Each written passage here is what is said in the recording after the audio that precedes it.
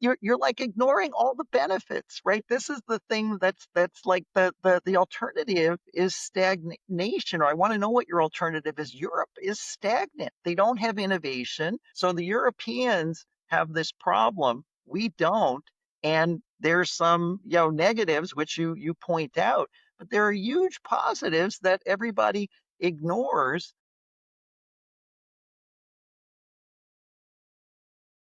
If you look at the macroeconomic data right now, the US economy looks incredible. GDP is up, unemployment is historically low. But yet, if you ask the average American, they'll tell you a completely different story. People are frustrated, and for many, it feels like the system is rigged against them. Which begs the question, are they right? Every week on this show, we look at the specific pain points where capitalists stop working. But are we facing something much more existential? Is American capitalism systematically failing to deliver for the majority of people? The answer to that question is going to define the next decade of our politics and our lives, and it feels so urgent right now that it's actually the driving force behind an important event in economics this month. The academic center I oversee, the Stigler Center, which sponsored this podcast, is hosting our flagship annual conference. The theme is this year is literally, can capitalism be popular? We're bringing together the world's leading experts, economists, law professors, labor organizers, and think tanks to debate this question. And when the stakes are this high and the public mood is this pessimistic, the worst thing you can do is sit in an echo chamber. You have to test your assumptions against someone who completely disagrees with the prevailing narrative. Which brings us to today's guest. To kick off the conference and this episode, we wanted an expert who has spent his career making the case that American capitalism, whatever its excesses, is often more meritocratic, more performance-driven, and better governed than its critics admit. There is no better one to do this than Steve Kaplan. Kaplan is the Neubauer Family Distinguished Service Professor of Entrepreneurship and Finance at Chicago Booth. He has literally testified before Congress to defend the free market, arguing for the efficiency of leveraged buyouts before the Senate in 1989, and making the case to the House in 2007 that CEOs were actually not overpaid. But Steve is not just sort of an ivory tower academics, has also had a major impact in the real world because he created and runs the New Venture Challenge at the University of Chicago, which is a startup accelerator that has graduated over 370 active companies, including Grubhub, Braintree, and Simple Meals, facilitating more than $1.5 billion in funding. So Steve has graciously agreed to join us today to make the unapologetic case that capitalism is actually delivering the goods, even if our collective vibes say otherwise. Welcome, Steve. So just notice one difference. The background of Steve, all the books are in order. My background, all the books are a mess. In my background, I have a giant poster hiding an enormous mess. So, anyway, at least yours reflects both of you. Very funny. Okay, so, and maybe we should make a comment about that. But anyway, so let's set the terms of this conversation. Steve, when you consider an economic system, whether it's American capitalism or Soviet socialism or Swedish social democracy, how do you assess the success or failure of it? So there are, probably 5 or 6 things I would look at. The first thing is GDP per capita, or the growth in GDP per capita, because that tells you how much production is available for people. And life satisfaction and all the life satisfaction work tends to be correlated with that. So that'd be number one. Number two, you want a strong safety net that doesn't undermine incentives. 3, you want innovation and dynamism. So Milton Friedman's famous for saying the enemy is stagnation, and I think that is the enemy. Related to all that, you want a vibrant labor market so people can work. That means relatively low unemployment. Finally, a functional government that enforces the rule of law and is not corrupt. I think you pointed out, of course, the GDP per capita, which is very important. That's an aggregate measure. Do you think there is any discussion or room or importance of how this is distributed? And this is, there was a very famous Italian poet that said the statistic is such that if you have a chicken and I have none, each one of us has half a chicken. And I think that he didn't understand standard deviation, but you get the point. Is Hey, I, that I said a strong a strong safety net that doesn't undermine incentives. And so, you don't want people starving. You want people to have a decent standard of living. And I would say, there's a trade-off. I would probably accept somewhat more inequality with higher consumption for all. The question is, would you rather have like zero inequality and a very low standard of living? My view is I want high GDP per capita. I want the people at the bottom quartile to be, do pretty well. And I think I want everyone to do well, but I don't want them to do equally well. The US has been, remarkably successful in that over the last 50 years. If you look at after tax income or after tax consumption, every quintile has gone up markedly since 1980. So everybody has actually, benefited, or all of those groups have benefited. So I think it can happen if you have a system that works. But it's interesting because you point out to after-tax income, which is, of course, important because it's what we consume. But that's a policy outcome. Let's look at the more market-based economy. And the market-based economy in the United States has been quite unequal in this distribution of the proceeds in the last, you could want to pick 50, 25. Let me start with the 25. We can go to 50. In the last 25 years, the bottom 50% of the population saw a per capita growth between 0 and 10%, while the 0.01% got an increase between 100 and 200%. So how do you feel about this? Do you think that this is a good outcome, a bad outcome? Yeah, again, you can't divorce the what happens politically versus what happens in the market, because they're interrelated, and that's why I look at real after-tax income and particularly after transfers. You've had pre-tax income inequality has gone up, as you've said. After-tax inequality has gone up by much less, and then consumption inequality by even less. You look, at Bruce Meyer's work. You have Auten and Splinter. And so the system has worked in a way that is, I think, you know, a natural evolution, that when you do see a lot of people having income, there's some demand for more transfers, and that's actually happened. Before we continue on some of the bigger picture issues, I didn't want to lose the chance to define what you mean by a safety net that does enough without doing too much. How would you define it, particularly heading into the age of AI, where arguably more people might need a safety net than ever before? The safety net is you want people, let's say in the bottom quintile, not to be in poverty, not to be below the poverty line as a start. And that's something where, the work of Bruce Meyer, who's at the Harris School, has found that, 68% of the public thinks that poverty has increased over the last 25 years, when in fact absolute poverty has declined substantially. And so if you look at the measure of being poor in 1980, the poverty rate fell from 13% to under 3% in 2018.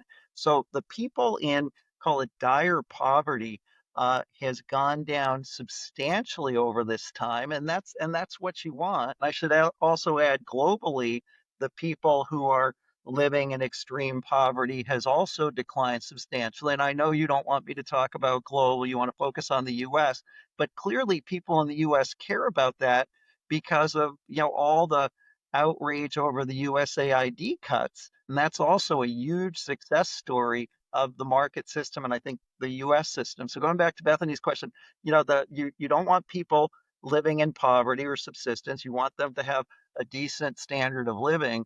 And that's actually the 50-10 measure, which is the median versus the 10%.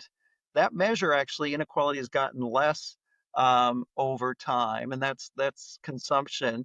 The 90-50's gotten higher, so that's where Luigi is right. So And that I think has been a very successful outcome in the U.S. But part of the reason why the 50-10 has gone down is because the 50 has gone down. Now you're focusing on the bottom 10%, which is 50 very has not important. gone down after tax, Luigi. That's No, not no. true. Everybody's Actually, gone they up. don't receive a lot of transfer, the 50%. The 50% pre-tax has grown basically nothing in a generation. And I think that if you want a democratic capitalist, a capitalist supported by a majority of the people, it must be delivering to the majority of the people. And if it doesn't deliver for the majority of the people, then you have two choices. Either you give up with capitalism or you give up with democracy. Which one do you choose? So let me respond two ways. So first of all, we disagree on what's happened in the middle after tax. I think it's gone. I think everybody has gone up. I think the Scott Winship stuff, which just came out, I think Alton Splinter, finds that. So I think it's actually gone up over time. Now let's come back to, okay, it's democracy. What are we going to do? And I agree. You want everybody to succeed, because if you get this big difference of outcomes after tax, you're going to have some disaffection, and it's a political issue. I would then just ask the question, what's the alternative?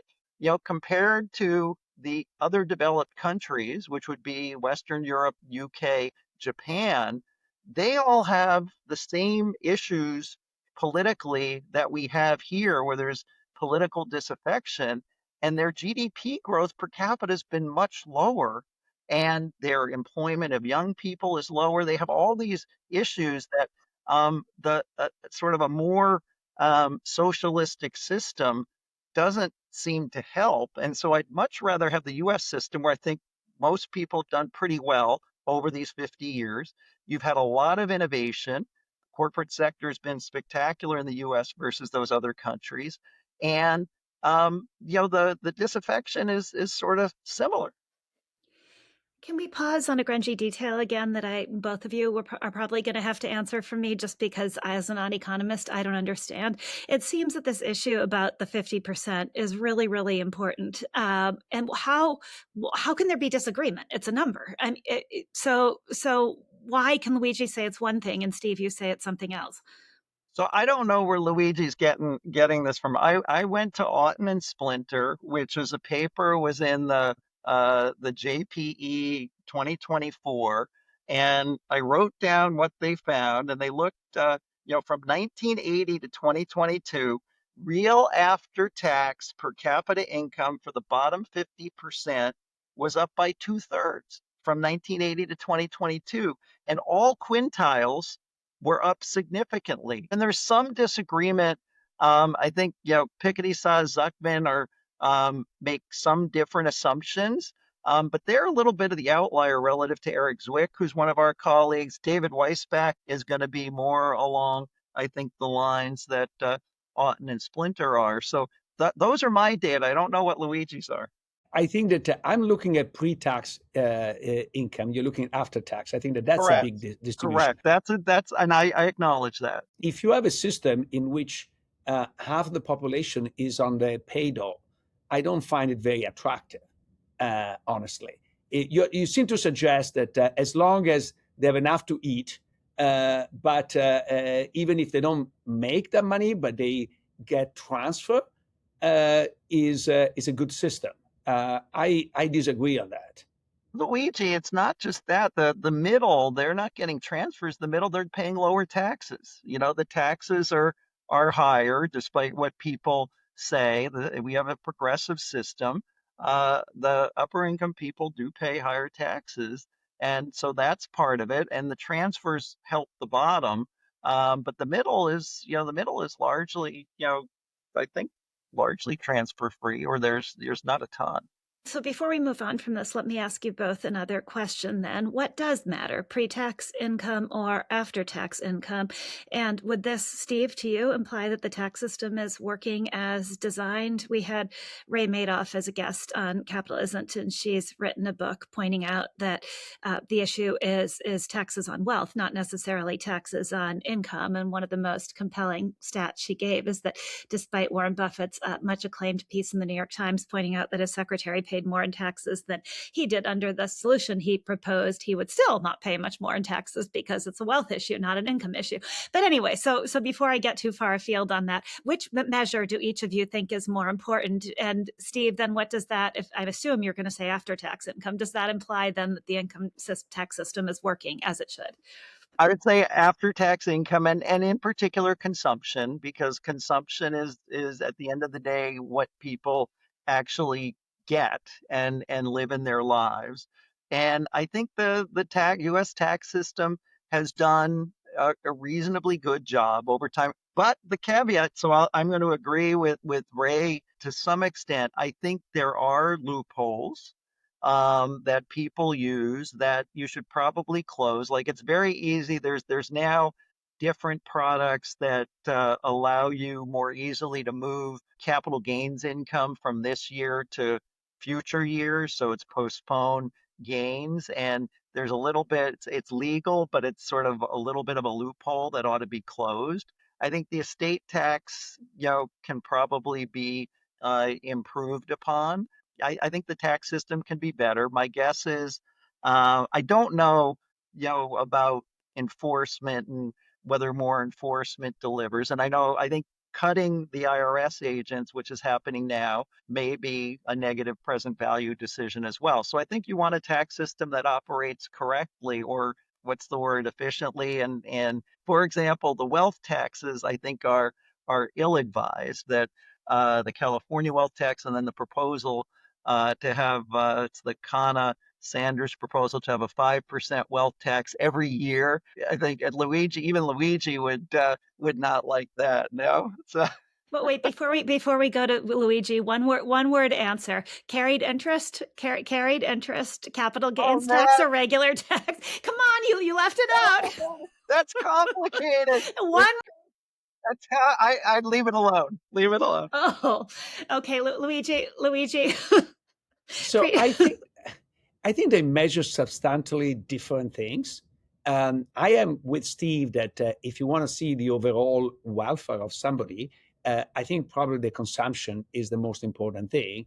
And so the after tax income is closer to that. However, I am concerned about a world in which people cannot earn a decent living and they live off the dole of the rich people because this is not politically sustainable. And whatever is not politically sustainable will not be sustained. So I think that there is a very big risk in having a market that delivers outcomes that are too extreme. So that's the reason why I'm worried about this. And to some extent, it's not an inevitable consequence because you are poo-pooing Europe, but except my Italy, that is a basket case and a disaster. Other countries have done well in the last 25 years. Sweden has done better than the United States. Germany a little bit less, but not that much. And then if you look at the statistic of distribution, they've done remarkably better. So I think it is possible to have a more balanced growth. It's just in the United States, we chose not to. And we are depending massively on a system of redistribution that is under political strain. And I suspect, and I don't want to make false accusation, but I suspect you are one of the first to say we need to cut down on that.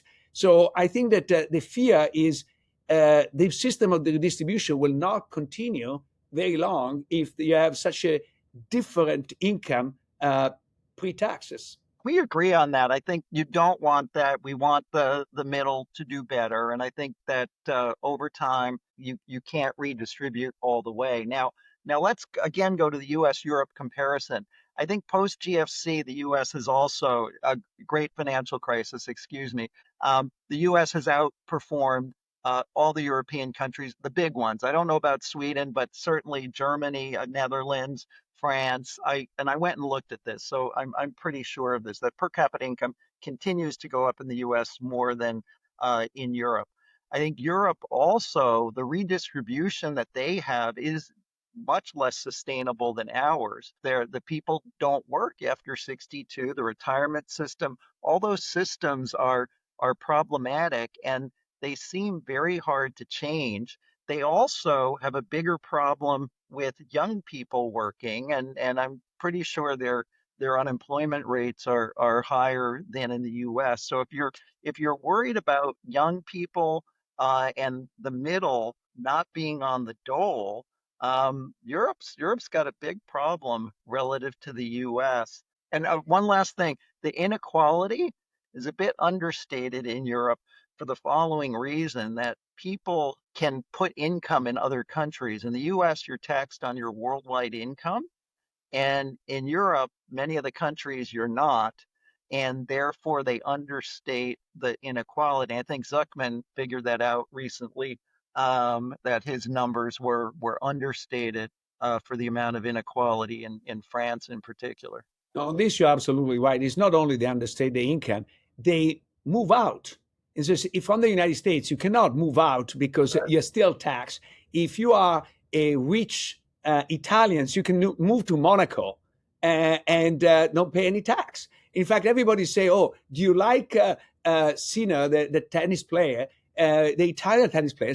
First of all, this guy's first language is German, and he lives in Monaco. He doesn't pay any tax in Italy. In what extent this guy is Italian with a first name like Yannick and paying taxes in Monaco? To what extent is Italian?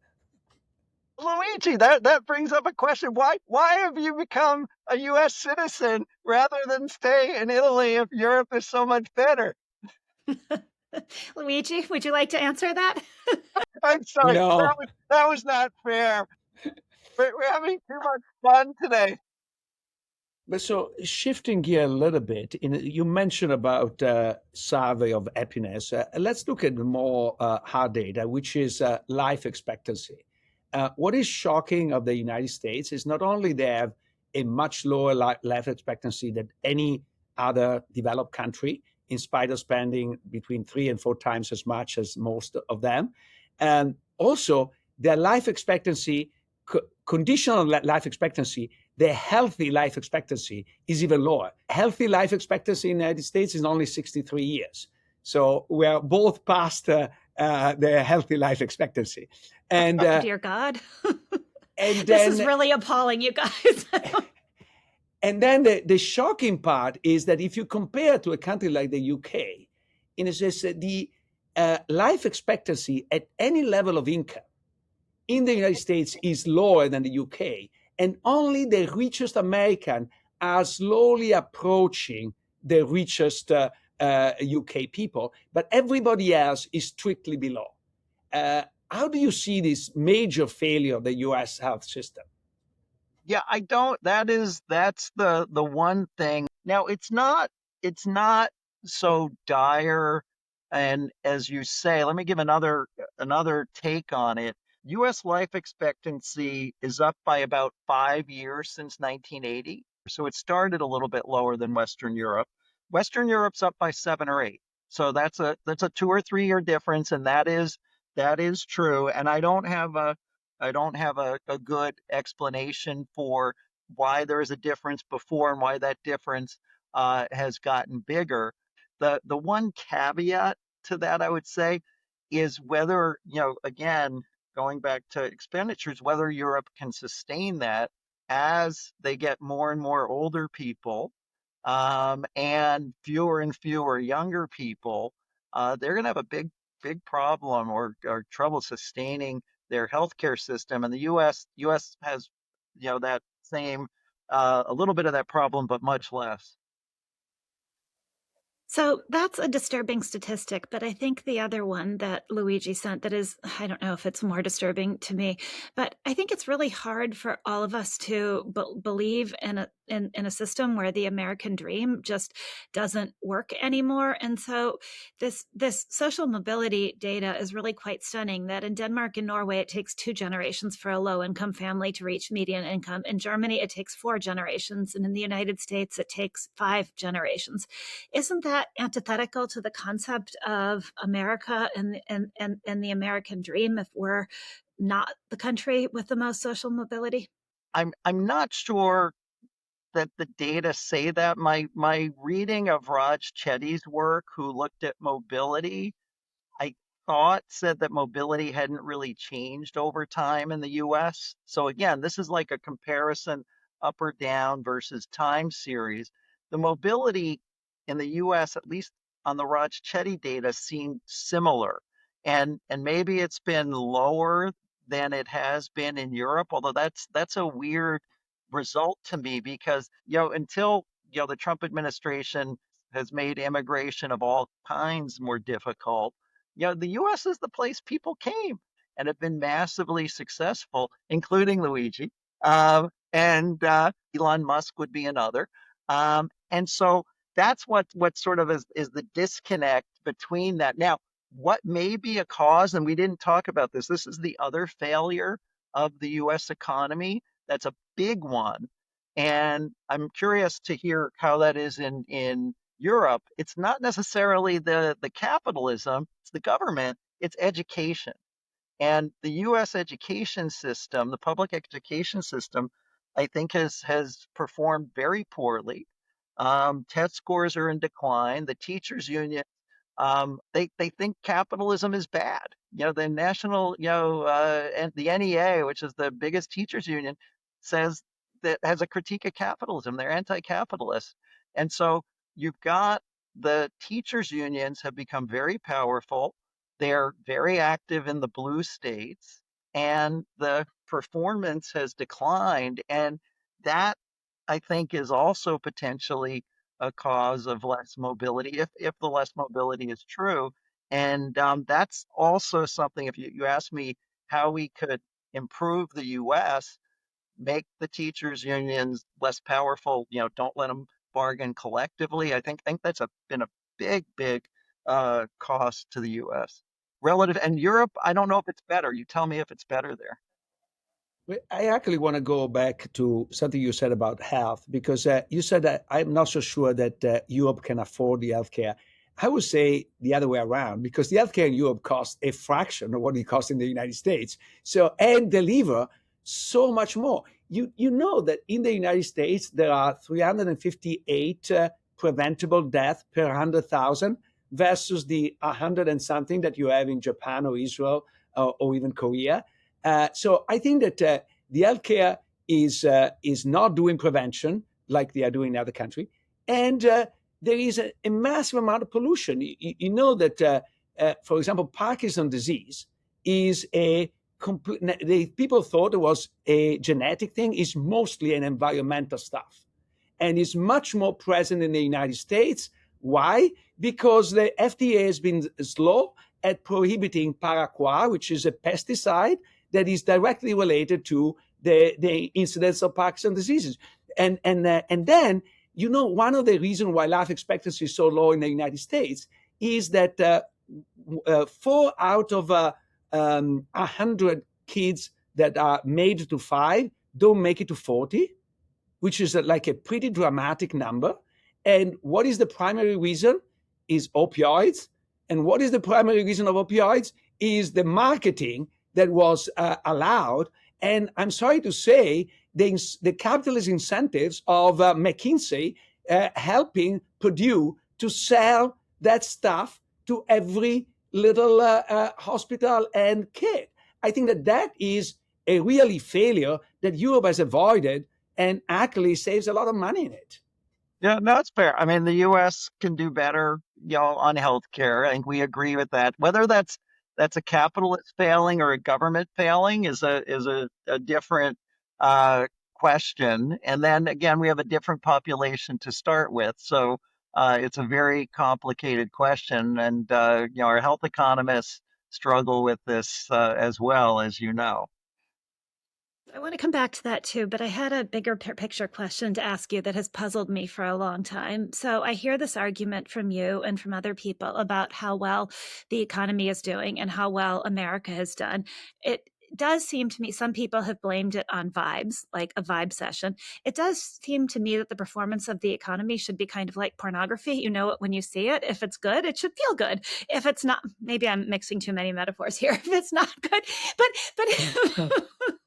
but it's but it's really it really kind of bugs me on some level that everybody says it's good, and you people who don't think it's good, well, and don't feel that it's good for you and for your children and for your loved ones, you're just wrong. So I guess the question boils down to, why do so many people not feel good about the economy, and why are so many younger people in particular losing their faith in capitalism if everything is so great?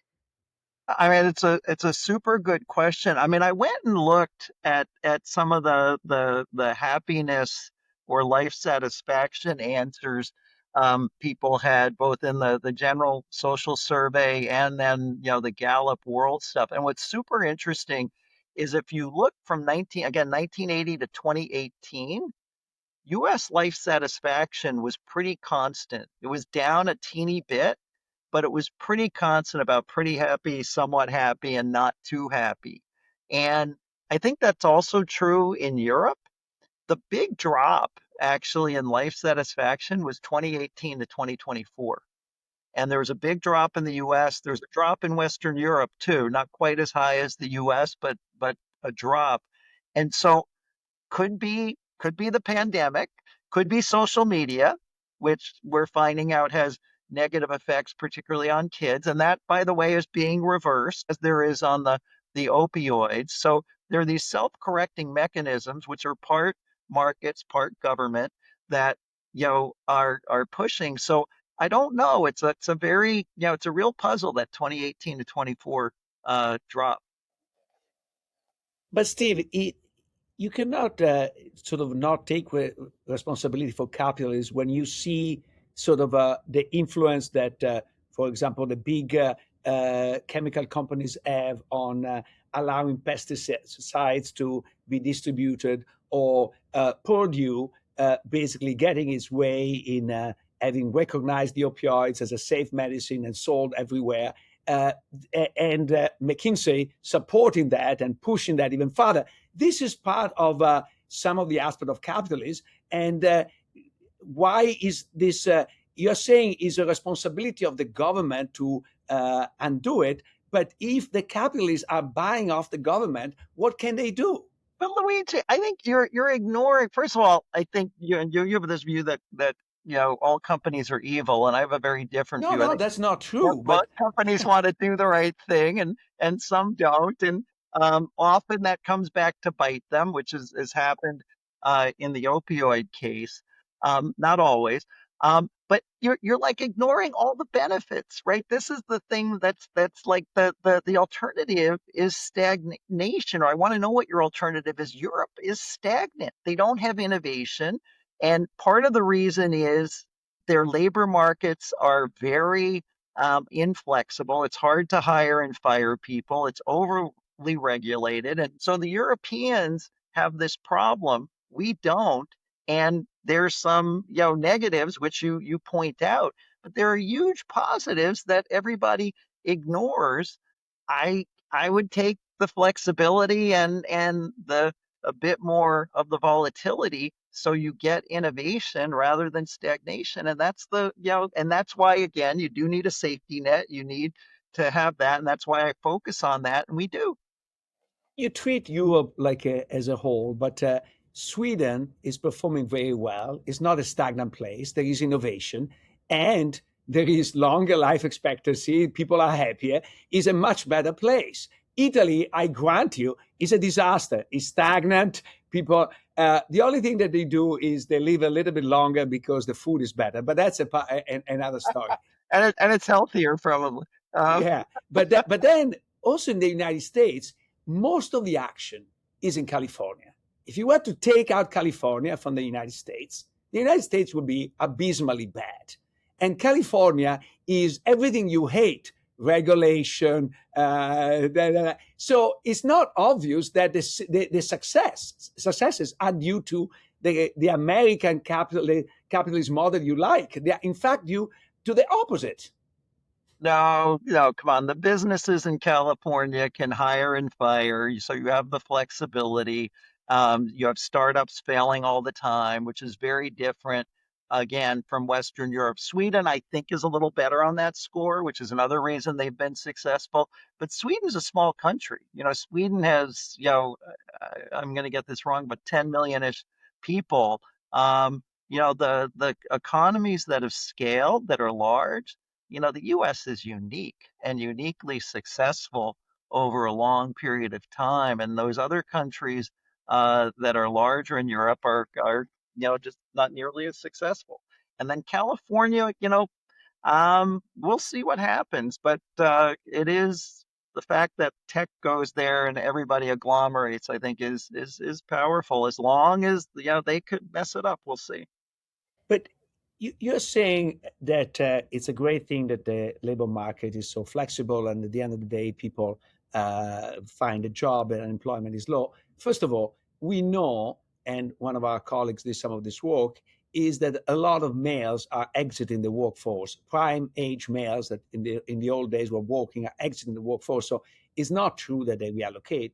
And two, we know from the work of David Otto that the China shock was pretty devastating to the Midwest. So let me ask you a question that I actually asked Glenn Hubbard when he was on the podcast. Imagine you knew then what you know now, which is what happened with the China shock. And imagine you are like Glenn Hubbard, the chief economic advisor of Bush at the beginning of in 2001.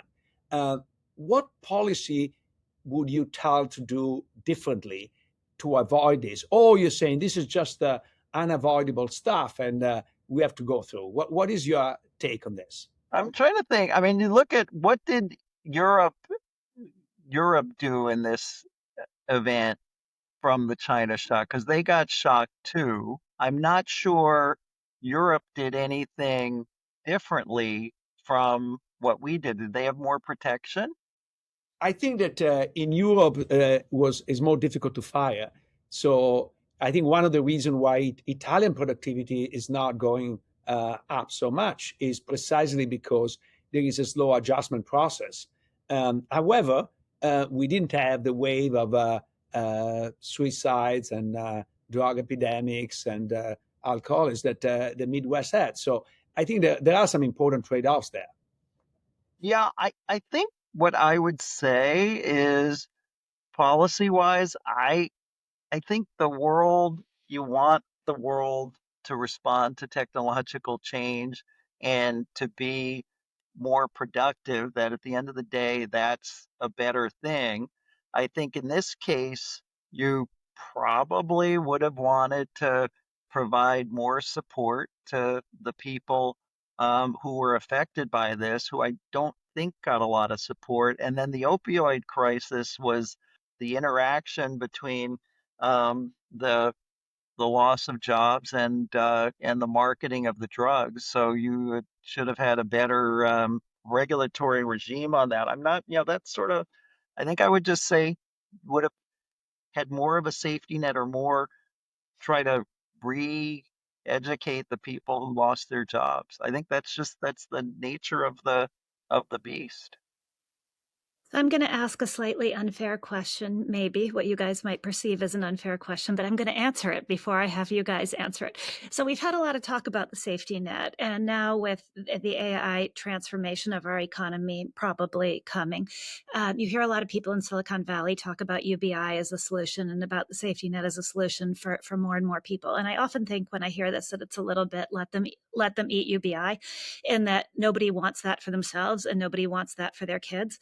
So So for each of you, and for me too, if the economy was structured in such a way that your kids had to depend on the safety net for sustenance, is that the economy you would want? And I'll answer it clearly for my kids. No, I want them to be able to go out there and work and function and have a sense of meaning and purpose. And I don't want them to have to depend on a safety net. And so I'd like both of you guys to answer that too, how you'd feel about your kids subsisting on the safety net. So the UBI, I think that at least the preliminary data on UBI is it's not a great thing, right? Which I think is I'm in agreement with you. So you don't want your kids to starve, right? That would be awful, but you want them to have an incentive to work rather than be taken care of. And historically, at least, we'll see if AI is different. Every time there's been a huge technological shock, there's been disruption, but other jobs have showed up. And as long as the system remains flexible, um, you end up having a good outcome, or what I believe is a good outcome in the U.S. So that's where I would be. But Steve, yes, eventually you have a good outcome. In the middle, you wipe out a generation. So if you value zero, the pain and suffering of a generation, it's a great outcome. But why would you value zero? Luigi, where are you wiping out a generation? When did this ever happen? Didn't Oh, happen think about with the introduction of the spinning jenny in the Industrial Revolution, there was a generation of loomers that was wiped out. Let's go since 1900 or the 1880s. People were the farmers, that they came to the cities and found jobs. There've been all these, electricity. It took time. People adjusted. The PC, people adjusted. Secretaries, the word processor was not good for secretaries, but people adjusted.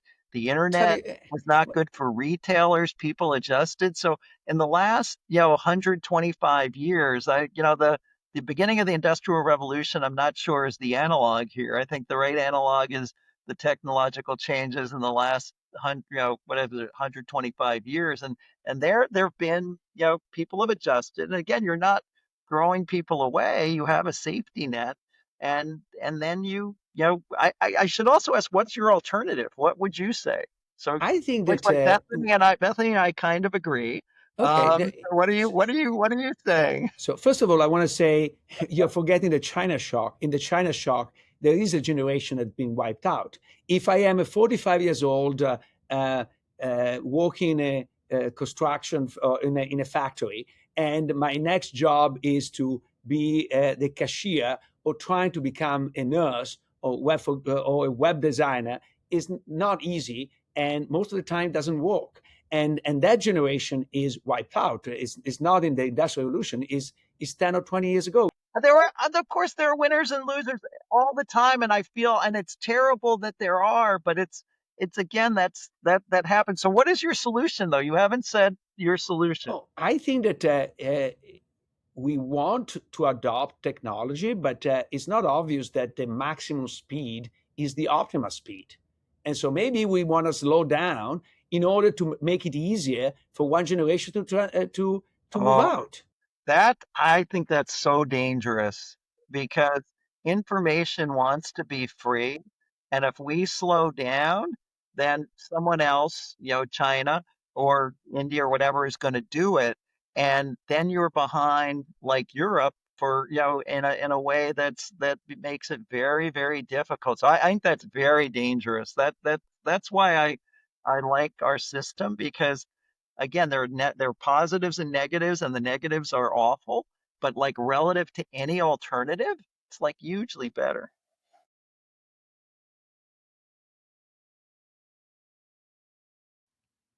Okay, so you can see this. This is from Alternate Splinter, the paper that Kaplan cites. Okay. So sorry, Bethany, that I jump straight on this, but I think it's important. So you see the picture on the right, the figure B, it represents the bottom 50% average real income since 1960. Okay. Yep.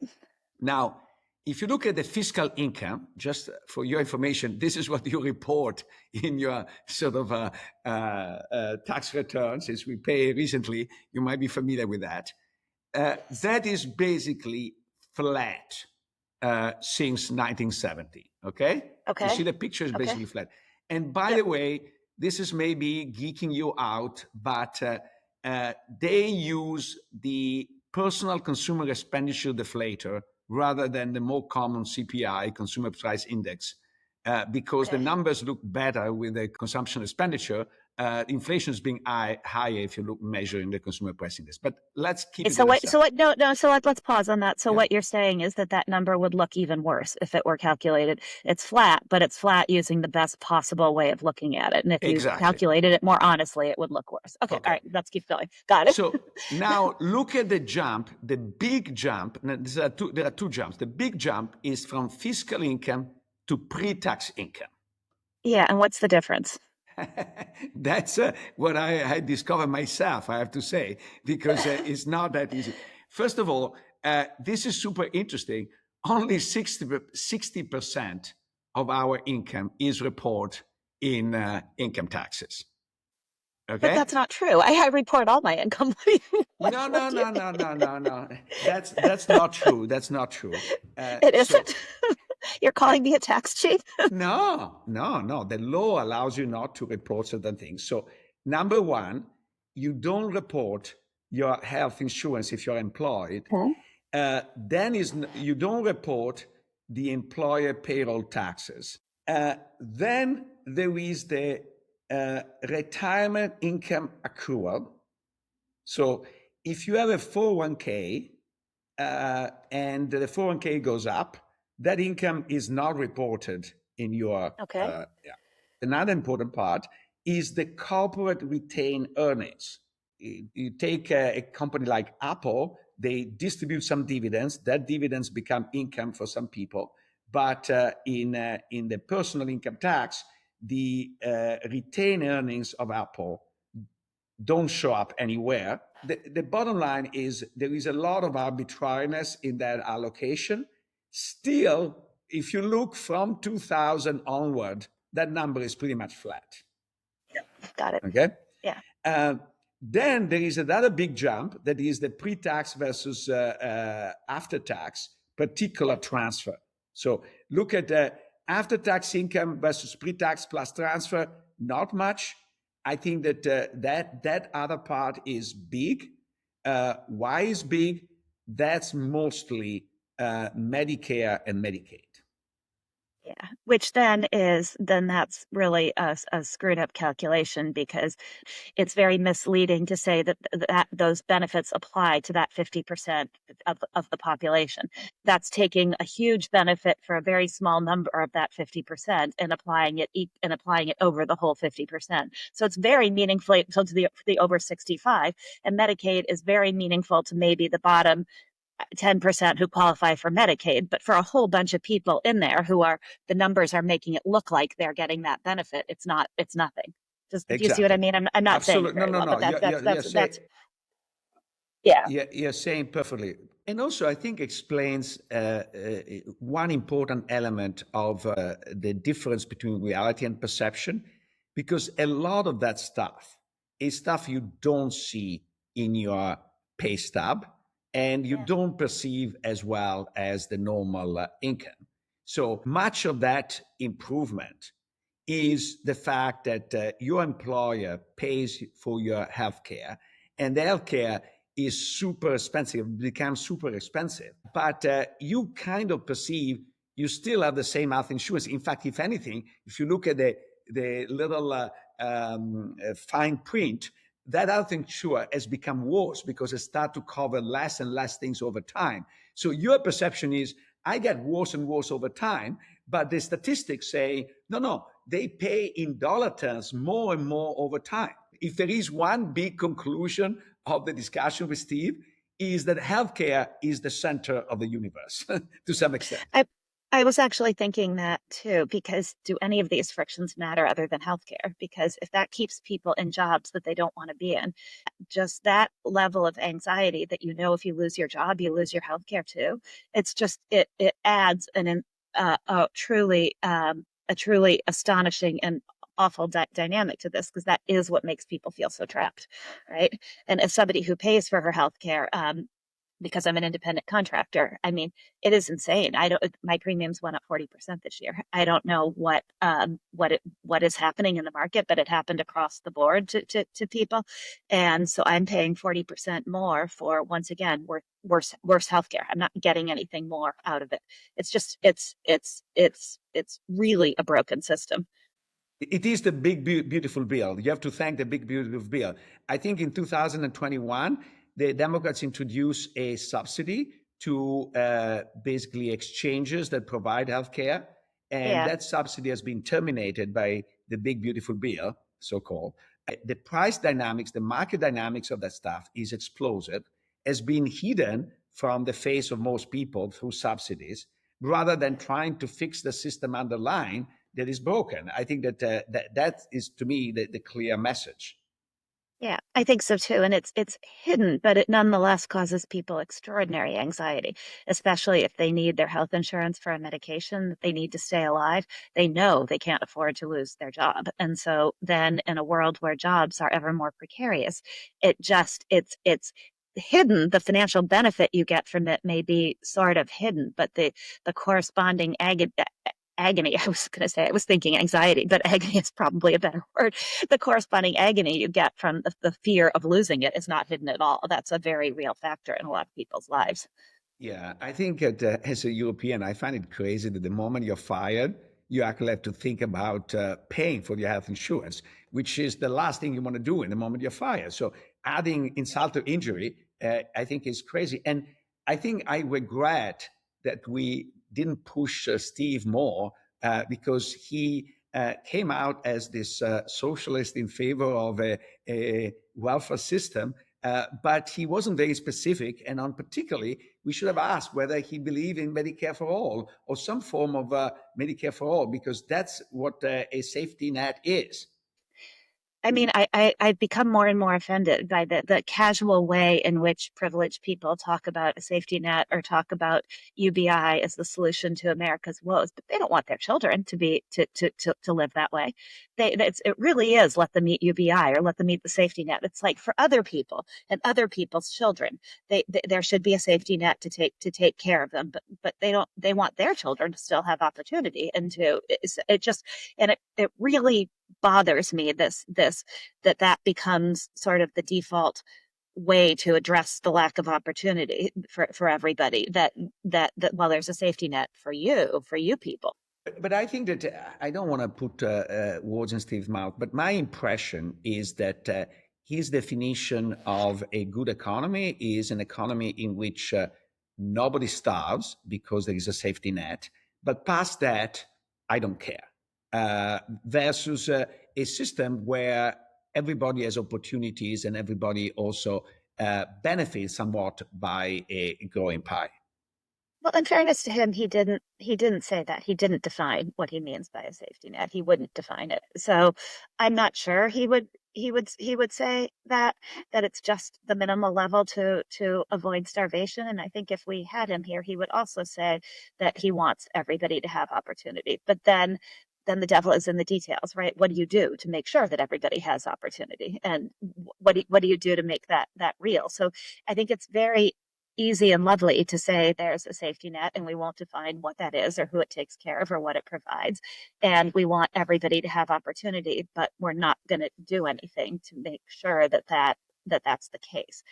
Yeah, I think that there are two or three simple things to do. The first one is some form of universal health care for everybody. I think saves a lot of life and increased life expectancy because does prevention.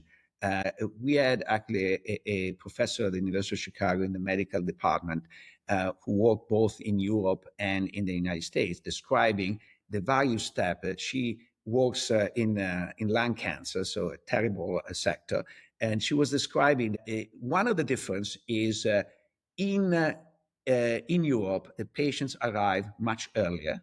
Why? Because as a general practitioner, and as a general practitioner is referred and brought there much earlier, in the United States, they arrive from the emergency room much later. Then, once they arrive in the United States, they're much faster at doing all the diagnosis than Europe. And so that's an advantage. But then That's a part I didn't know. Is if you are in a rural hospital in the United States and you arrive there with lung cancer, they try to keep you there because you are part of their business.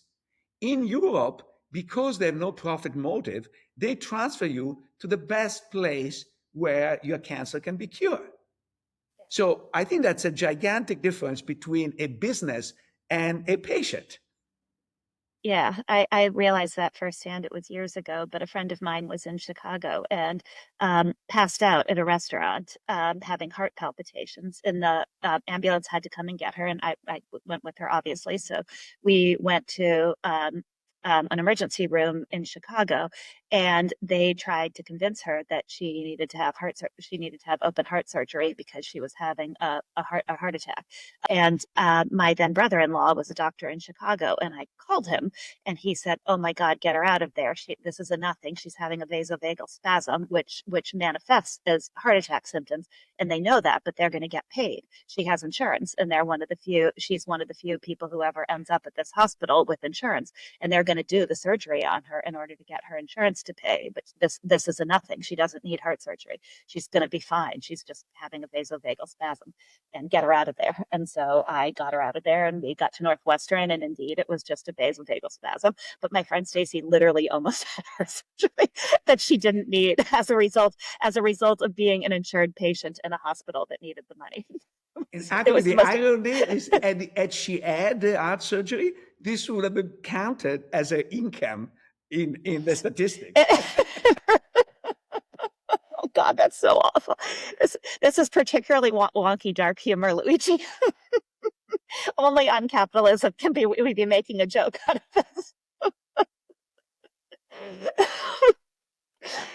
Oh, goodness gracious. So Yeah, I think no, that's number one. So and to his credit, I think even Steve recognizes that our sort of healthcare system is screwed up. yeah, I think he So does I think too. that's important. Maybe we should launch a campaign, Steve for Medicare for all. But the Yeah, second part, I think, is education. To me, the first problem with education is the fragmentation of education due to the way we finance education at the city level rather than at a more general level, which creates a lot of segregation, and so creates pockets that are very, very good and vast area of a population that is terrible. If I were king for a day, I will really force a redistribution there of resources and enforce some minimum standards to have a good outcome or a decent outcome for everybody. I think that enforcement of standards again is one of those things that sounds really good. In reality, it becomes very, very difficult. I mean, think about No Child Left Behind and the amazing controversy around that. I've been reading and paying a lot of attention to because my parents live there, and it's where a lot of my relatives are from. But the so-called Mississippi miracle, about what Mississippi has been able to do in terms of improving scores for its students, and it's real. And Mississippi was able to do that because Mississippi was able to go its own way on this. And so that setting of top-down national standards is also tricky because it prohibits the very kind of experimentation that Mississippi was able to do. But I know you're talking about resources rather than necessarily a strict set of standards, and they are two different things. But Sorry, yeah. Bethany, you can do national but not federal. I think that Oh, I will start with national because the problem is the segregation at the suburban level, so that you have the inner city with terrible schools and the suburbs with phenomenal schools. it's never going to be. I, I absolutely agree with you, and I agree that this and healthcare are the two huge issues in America because they both make a mockery of the idea of equal opportunity. And so I absolutely agree with you. I'm not disagreeing. I'm just pointing out that the mechanisms to enforce that, to fix that, are really, really difficult, and also that it would probably never happen because you are never going to have parents say, "Oh, I'll take less from my children so that other children can have more." They're just it's where people's ultimate sort of, I'm not even going to call it selfishness because it's what we all want, what's best for our kids, and so doing that in any meaningful way means taking away from the privileged and taking away from privileged kids, and nobody's ever going to do that. It just they won't. I mean, it's not that it's not fixable in that way. I disagree. I think it is fixable by increasing dramatically the quality standards of public education. The reason why you feel the need to go in the suburbs where the schools are better is because the schools nearby are not good.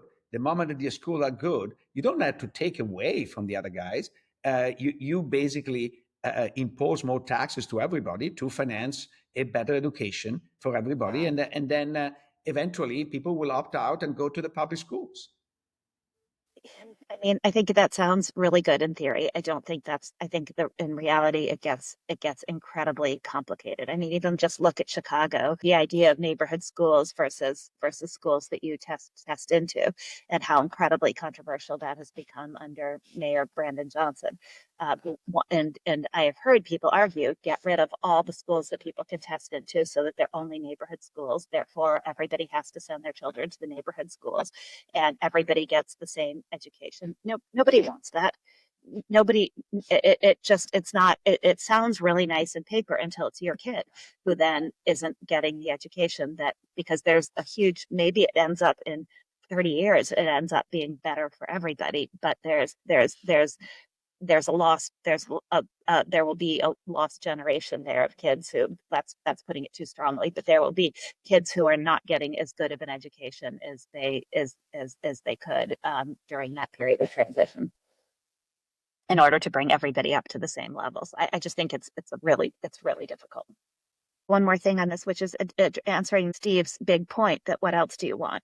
And I think it's a bit of a straw man. I agree with him. What else do you want? And it's really useful to look at other places and say, would we want to trade? Would we want more stagnation? Would we want to give up American innovation?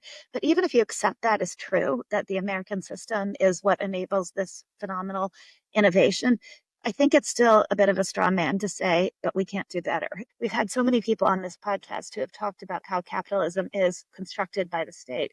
And so to say that, to look at another country and say, yeah, but you wouldn't want that is to just give up. And the other point, which should not be forgotten, is a lot of the innovation was based and is still based out of government resources.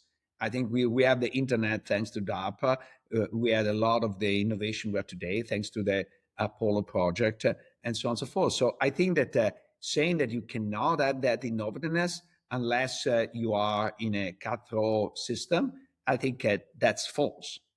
I agree with that, and I think there are the foundational issue that we have talked about and that we talked about at the conference is this idea that people don't feel that they have opportunity and that their children have opportunity, and there are too many examples of that, and the system can't work if you have a system that is cutthroat, but people feel like by their own hard work they can make it work and they can create a better life for their children, then that's one thing. Then we can say, okay, but if maybe, but if people don't feel that that's the case and that no amount of hard work is going to get them where they want to be or get their children to a better life, then you've got a problem.